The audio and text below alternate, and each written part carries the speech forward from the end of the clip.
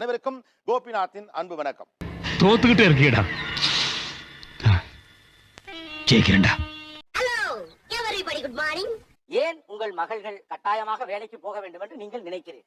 சொல்றேன், மக்களுக்காக சொல்றேன். அவங்களோட சொந்த கால்ல அவங்க நிக்கணும். யாரையும் எதிர்பார்த்து இருக்க கூடாது. யாரை எதிர்பார்த்தனா? ஹஸ்பண்டை எதிர்பார்த்து இருக்க கூடாது. அது நம்மளுக்கு ஒத்து வராதுங்க. நாங்க என்னென்னமோ பிளான் பண்ணி வந்தோம். அவங்கள டிபெண்ட் ஆக தப்பு இல்ல. டிபெண்ட் ஆகுறது என்ன தப்புங்க?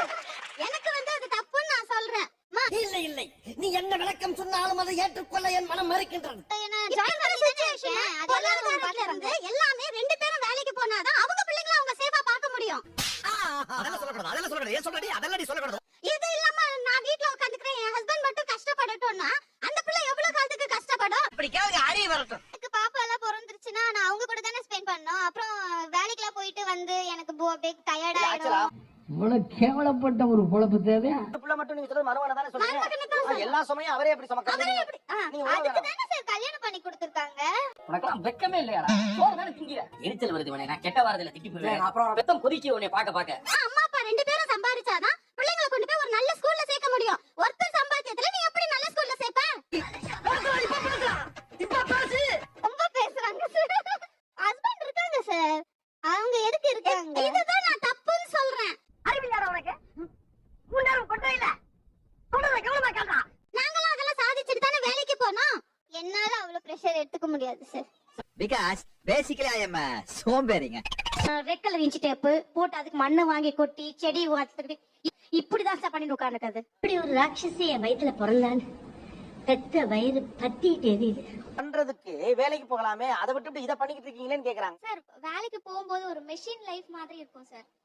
அவ மாத்திரம் வேலை கிடைச்சான், ஆலோ பிளாக் எடுத்து நடு மண்டியில ஒரே அடி. அந்த சேலரி வாங்கச்சு, இந்த சேலரிக்காக நம்ம இவ்வளவு பாடுபடுறோம் அந்த ஒரு வெறுப்பு தான் சார் வருது. கொஞ்சம் ஏஞ்சி அப்படி போக சொல்லுங்க. இல்ல நான் கூட நான் அங்க போய் நிக்கிறேன் மேடம். சத்தியமே உட்கார எனக்கு பிடிக்கல சார். வேலைக்கு போனா ஹஸ்பண்ட் அண்ட் ஒய்ஃப் ரெண்டு பேரும் ஒர்க் பண்ணா நல்ல கம்ஃபர்டபிள் லைஃப் லீட் பண்ணலாம். நீங்க புத்திமதி புண்ணாங்க சொல்லுவீங்க, அதை நான் கேட்கணும். மணி அப்புறம் எப்ப வேணா earn பண்ணிக்கலாம். அப்படியா? சமூகம் பெரிய இடம் சார். ஓ நல்லதுக்காக தான் நான் வேலைக்கு போனேன், நீ நல்லா இருக்கல அப்படின்னு சொன்னாங்கல்ல. நாளைக்கு அதே உங்க பிள்ளைகிட்ட நீங்களும் சொல்லுங்க, அவ்வளவுதானே. ஏன்னா இந்த ஆம்பளை வேலைக்கு போயிட்டு வந்து நம்மள டார்ச்சர் பண்ணுவாங்க பாருங்க. ஆனா உலகத்திலே இல்லாத அதிசயம் எல்லாம் ஆம்பளை பண்ற வேலை இருக்கும். ஐயோ, நாங்க வீட்டுல சும்மா இருந்ததுனால அது என்ன ஆகுதுன்னா, வீட்டுல சும்மா தானே இருக்க, இந்த பணியன் துவைக்கலையா, இந்த லுங்கி துவைச்சு போடலையா, அடுத்து வர என் பொண்ணுங்களாவது பேத்திங்க அவங்க எல்லாம் வந்து வேலைக்கு போகணும், கண்டிப்பா போய் ஆகணும். கோடி ரூபா கொடுத்தாலும் சில விஷயங்களை நான் செய்ய மாட்டேன். அதுல முதல் விஷயம் இது. வேலைக்கு போய் நான் ஸ்ட்ரெஸ் எடுத்துக்கிறதுக்கு வீட்டுல இருக்க இந்த வேலையை செஞ்சா என்னோட உடம்பும் ஆரோக்கியமா இருக்கும், நானும் சந்தோஷமா இருப்பேன். அட வெக்கம் கட்டுவீங்களா? இதுக்கு எதுக்குடா வெள்ளையங்கிலி மலையில? பெரும்பாலும் நீங்க வீட்டுல இருக்கிறப்ப நீ காலையில வீட்டுல தானே இருந்தான்னு ஒரு பேச்சு வரும்ல. சும்மா இருக்கேன்றாங்க பாருங்க, அதை தாங்க முடியாது. கொந்தளிச்சாங்க, பொறுமையா கிடப்பிடிங்க. அறியாப்புல தெரியாம கேட்டா இவங்க உட்கார்ந்து பேசிட்டு இருக்கவங்க பாக்கும்போது சம்பாதிக்கிற ஒரு அடிமை புருஷன் கிடைச்சிருக்காங்க எல்லாருக்குமே. அப்படின்னா நமக்கு ஒரு அடிமை சிக்கிட்டாடா. அவன் இந்த ஊர் என்னை தாளம் வளர்த்து பிடிக்கிறான். சோ நமக்கு ஒரு அடிமை வாய்க்கும் போது நம்ம ஏன் வேலைக்கு போகணும் அப்படிங்கிற மாதிரி ஒரு இன்டென்ஷன் இவங்களுக்குள்ள கிரியேட் பண்ணிக்கிட்டாங்க. கிணத்து தவளை வந்து உண்மையை சொல்லுங்க, கிணத்து தவளை அப்படி கிடையாதுங்க. அப்படி கிடையாது. மாமா கோவம் வந்துருச்சு. PhD வாங்கினவங்க இவ்வளவு அவநம்பிக்கையோட பேசுறத நான் இப்பதான் முத பாக்குறேன். ஒரு ஷாப்பிங் நீங்க போகும்போது உங்களுக்கு தேவையான ஒரு ஹேர் பின் வாங்கணும்னா கூட யார் எதிர்பார்க்கறீங்க நீங்க? நீ அப்படி வரியா? ஹஸ்பண்ட் தானங்க எதிர்பார்க்கறோம். அதுதான் நான் சொல்றேன். வீட்டுக்காரர்கிட்ட போய் ஒரு இல்ல நாங்க கேக்குறது இல்லையே சார். நீங்க சொன்ன மாதிரியே திமிராவே பேசுறா சார். ஆனா அந்த மறுபடியும் அவங்க சைல்ட்ஹுட்ல அவங்க அம்மாவோட இருக்கணும்ன்ற ஆசையை நிறைவேற்றவே முடியாதே சார். அப்படி எல்லாம் ஒண்ணு இல்லையே. That can't be bring back. ஆனா இப்படி வளர்த்து ஒரு பொண்ணை உட்கார வச்சிருக்காங்கல்ல, அது இல்ல. ஹஸ்பண்ட் சம்பாதிச்சிருவாரு, அவரே சொல்லிட்டாரு. ஆனா ஒண்ணு சொல்றமா, ஆம்பளை கஷ்டம் தெரியாம நீங்க என்ன பண்ணீங்க? கரெக்டா கட்டுட்டா பேசிட்டு அவன் சம்பாதிச்சுவான். ஒரு ராணி மாதிரி தாங்குவாரு. இப்ப கிடையாது, 10 வருஷமா ஆனாலும் ஹஸ்பண்ட் என்ன தாங்குவாரு, கண்டிப்பா தாங்குவாரு. வாய்ப்பு இல்ல ராஜா, வாய்ப்பு தாங்குவார். எவ்வளவு அடிச்சாலும் தாங்குவார். பாத்து கட்டிருக்காங்க. சகல நிலைமை நினைச்சு ரொம்ப பரிதமா இருப்பா. நாங்க காலையில 4 மணில இருந்து 9 மணி வரைக்கும் பங்கெடுத்துக்கிறோம். அது போதாதா? இதனால வேலைக்கு வேற தனியா போணுமா? இந்த நாய் இங்க இருந்து போக சொல்லி வெட்டுக்கு தாய் போடு. நாங்களாம் அந்த மாதிரி தானே. நாங்க குடும்பம் போனீங்கன்னா அது உங்களோட சிச்சுவேஷன். நீங்க என்ன சொல்லுவாங்க நான் சொல்லலாமா? அதுவும் தலையெழுத்து.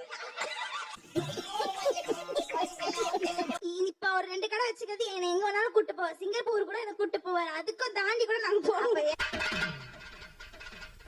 படிப்பு அப்படிங்கறது முக்கியம் தான், நான் படிக்க வச்சேங்க சார். இவங்களாட்டவே நாங்களும் இருந்திருந்தோம்னா இந்த படிப்பு எங்க இருந்து வந்திருக்கு? இப்ப நான் என்ன உங்களை சொல்றது? நானும் வேலைக்கு போகணும்னு அவசியம் இல்ல சார், போதும் அவர் சம்பாதிக்கிறதே போதும். எங்க தலைக்கு எவ்வளவு தில்லு பத்தியா? இப்ப சொல்றதுக்கு நல்லா தான் சார் இருக்கு, அது வந்து பின்னாடி வந்து நம்ம சொல்லலாம், நம்ம நடைமுறைக்கு ஒத்து வராது. இப்பயும் யோசிக்கிறீங்க, கொஞ்சம் ஓவரதாமா போயிட்டு இருக்க, போதும் நிப்பாட்டிக்க. இப்ப என்ன இருக்கோ அத பாக்கணும். அப்படி வந்து நாங்க யோசிச்சா நீங்க இந்த நிலைமையில வந்து உட்கார்ந்து இருக்க மாட்டீங்க. எல்லாம் சின்ன வயசுலயே கல்வி பால் கொடுத்து கொண்டிருக்கணும்டா. எப்பவே நீங்களும் கஷ்டப்பட்டு இப்ப தெரியுமா? நீங்க விளையாட்டு பிள்ளை மாதிரி பேசிட்டு இருக்கீங்க எல்லாருமே. இந்த பிழைப்பு பிழைக்கிறதுக்கு பிச்சை எடுக்கலாம். இப்போ அப்ப வந்து வாஷிங் மிஷின் இருந்துச்சா? நாங்களும் கஷ்டப்பட்டு வேலைக்கு போயிட்டு வந்து உங்களை காப்பாத்தாம இருந்த மாதிரி இப்ப நீங்க எங்க மேல தெரியுமா இல்லையா? வெளியே வா, மம்பட்டி எடுத்து நடுமண்ட தொடக்கறியா? நாங்க வேலைக்கு போனா பாஸ் இருக்காதுக்கிறீங்க, புருஷனுக்கு துணி மணி துவச்சு போட முடியாதுங்கிறீங்க. நாங்க அப்படி இருந்தா நீங்க இந்த நிலைமைக்கு வந்திருக்க முடியாது. அவ்வளவுதான், நம்மள முடிச்சு விட்டீங்க போங்க. எனக்கு வேலைக்கு போன அவசியம் இல்ல அப்படின்னு நீங்க நினைச்சீங்க அப்படின்னா நாங்க எல்லாம் நினைச்சுதான் நீங்க இந்த மாதிரி இருந்திருக்க முடியாதுமா. நிறைய போறாங்க. அவசியம் என்ன சொல்ல, எங்க வீட்டுக்கார நல்லா வச்சிருக்காங்க. எல்லாருமே எங்க வீட்டுக்கார நல்லா வச்சு, உங்க அப்பா நல்லா வச்சிருக்கலையா? சொல்லுங்க, உங்க அப்பா நல்லா வச்சிருக்கலையா? உடம்ப இரும்பாக்கிக்கடா, அடமள ஆரம்பிச்சு வெளுத்து வாங்க போகுது. நல்லா வச்சிருந்தாரு, நான் வேலைக்கு போகாம இருந்தேனா? சார் வேலைக்கு போனேன் சார், அவர் வேண்டாம் சொன்னாரு. உங்களுக்கு ஈஸியா இருக்குன்னு வேலைக்கு போனேன். வேலைக்கு போய் தான் குழந்தைய நல்லா வளர்த்தணும் அப்படின்னு இல்ல, எல்லாமே வளர்த்தலாம். எல்லாமே எப்படி வளர்த்துறீங்க? வளர்த்து நீங்க மேல இருந்து கொட்டுப்போம். மேல இருந்து கொட்டா எப்படிங்க போகாம வளர்த்து நாங்க அப்படி இல்லையாப்பா, நாங்க கஷ்டப்பட்ட முடியாது, நீங்க இந்த நிலைமைக்கு வந்தீங்க. ஏய், வாய முன்னேந்து போட, ஏதா அசிமா பேச போற. நான் மகிழ்ச்சியா இருக்கேன்னு இருக்கீங்க, மகிழ்ச்சியா இருக்கீங்க. ஆனா குடும்பத்தை உயர்த்துதல் ஒண்ணு இருக்குல்ல, உங்களுக்கே அது வரலைங்கிறதா உங்க கேள்வி. நான் நினைச்சா பண்ணலாம், ஆனா பண்ண மாட்டேன். காலேஜ் லெக்சரா ஆக்கணும்னு நினைச்சேங்க சார். ஆனா வந்து வீட்டுல உட்காந்துட்டு வாட்ஸ்அப் பாத்துட்டு பேஸ்புக் பாத்துட்டு டைம் வேஸ்ட் பண்ணிட்டு இருக்கா. எப்படி கோர்த்து விடுது பாரு. பிஇ படிச்சிட்டு 80% வாங்குனாங்க சார். சரி, செல்லோ டைப் கலர் கலரா வாங்கி பூ தொட்டிகெல்லாம் ஒட்டிக்கிட்டு ஃபிஷ் டேங்க் வாங்கி ஃபிஷ் வளர்த்துட்டு அது ஃபுட் போட்டுக்கிட்டு இதுதான் பண்ணிட்டு உட்காந்துருக்காங்க. இதுக்கு பருத்தி மூட்டை பேசாம குடோன்ல இருக்கலாமே. வேலை பார்த்துட்டு இருக்க நீங்க ஆசைப்பட்டீங்க. அவங்க 80% வாங்கிருக்காங்க இல்லைங்களா, ஒரு ஐடி கம்பெனி போலாம், கவர்மெண்ட் ஜாபே ட்ரை பண்ணலாம். ஆனா நீ பொருட்டா பாத்துக்கிறது எனக்கு ஒருத்தருக்கு. வீட்டை அலங்காரம் பண்றதுல நீங்க கான்சென்ட்ரேட் பண்ணக்கூடிய அளவு என்ன சூழல் ஏற்பட்டது? மெயினா உங்களுக்கு ஓப்பனா சொல்லணும்னா எங்க வீட்டுல எங்க ஹஸ்பண்டுக்குலாம் பிடிக்கல. அப்படி என்னடா உனக்கு அவ்வளவு தேவை? எங்க பொண்ணு ஒரு பேராசிரியர் ஆக்கணும்னு நினைச்சாங்க சார். பிஎட் முடிச்சுட்டு இப்ப வீட்டுல தான் இருக்காங்க. திருந்தறதுக்கு வாய்ப்பே இல்ல. என் பொண்ணு எம்சிஏ படிக்க வச்சேங்க சார். நான் நல்ல வேலைக்கு போகணும்னு நினைச்சேன், ஆனா வீட்டுல இருந்துட்டு போக மாட்டேங்குது. ஏண்டா இந்த ஊரு இன்னமுமா நம்மள நம்பிக்கிட்டு இருக்கு? அது அவனுக்கு வீதி. அது பாரம், கூடுதல் பாரமா இருக்கு எங்களுக்கு. அப்ப ரெஸ்பான்சிபிளா இருக்குது, ஆன்சரபிளா இருக்குது, உங்களால ஹேண்டில் பண்ண முடியல. ஆமா. அப்புறம் என்ன படிச்சீங்க நீங்க? என்ன படிச்சீங்க? மாடர்ன் பெண்கள்னு சொல்றீங்க, ரெஸ்பான்சிபிலிட்டி ஃபேஸ் பண்ண ரெடியா இல்ல, காம்ப்ளிகேஷன்ஸ் ஃபேஸ் பண்ண ரெடியா இல்ல, அப்ப உங்களுக்கு கான்ஃபிடன்ஸ் கம்மி தானே? சொன்ன மாதிரி சொல்லு, நீ தான் தைரியமா ஆளு சொல்லு. இல்ல சார், கான்ஃபிடன்ஸ் கம்மின்னு கிடையாது, எங்களுக்கு அந்த வாய்ப்பு இருக்கறனால நாங்க வீட்ல இருக்கோம், அதுதான். ஒரு ஆம்பளை பிள்ளை அப்படி இருந்தா விடுவீங்களா? இல்ல விட மாட்டீங்களா? உங்க வீட்டுக்காரர் எங்க அப்பா சொத்து வச்சிருக்காங்க, வீட்டோட இருக்கட்டும், விட்டுருவோமா? இல்ல விட மாட்டோம். மாட்டோம்ல. அதேதான் ஆணும் பெண்ணும் சமம் பேசிட்டா. ஐயோ, எந்த ட்ரெண்ட்ல பேசினாலும் எந்த ரூட்ல போனாலும் விடவே மாட்டேங்கிறானே, நான் என்ன பண்ணுவேன்? ஒரு கெஸ்ட் வராங்க, பாத்துட்டு பரவாயில்லையே இப்ப பொறுப்பா இருக்கு, நல்லா நீட்டா கிளீனா இருக்கு அப்படின்னு நம்மள பாராட்டும் போது அது ஒரு சந்தோஷமா இருக்கும் சார். இதெல்லாம் ஒரு பெருமையா பாஸ்? எனக்கு பெருமைடா எருமை. சார் கல்யாணம் பண்ணதுக்கு அப்புறம் என்ன சொல்றாங்கன்னு கேட்டீங்கன்னா, எங்க வீட்டுக்கார இருக்க வருமானத்துல நாங்க பாத்துக்கிறோம் அப்படின்னு அவங்களையும் அவங்க காம்ப்ரமைஸ் பண்ணிக்கிறாங்க. அந்த விஷயத்தில் ஜாக்கிரதையாக நாங்கள் இருப்போம். யார் அவசியப்படுவது?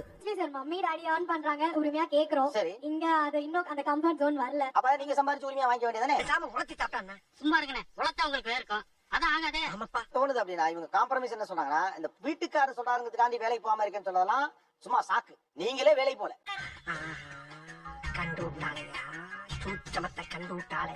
ரெண்டு குழந்தைங்க. ரெண்டு குழந்தை. என்ன பண்ண போறீங்க? ஐஏஎஸ் பையனும்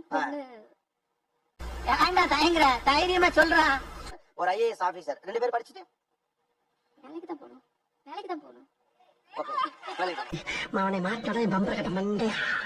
ஐஏஎஸ் படிக்க வைக்கலாம் நான். ஐஏஎஸ் படிக்க வைக்கலாம். ஏன் ஒரு ஐஸ் ஒய்ஃபா இருக்க கூடாது? ஐஏஎஸ் படிக்க வைக்கணும். அவன் வந்து கொஞ்சம் படிக்கலாம்னு ஒரு ஆசை.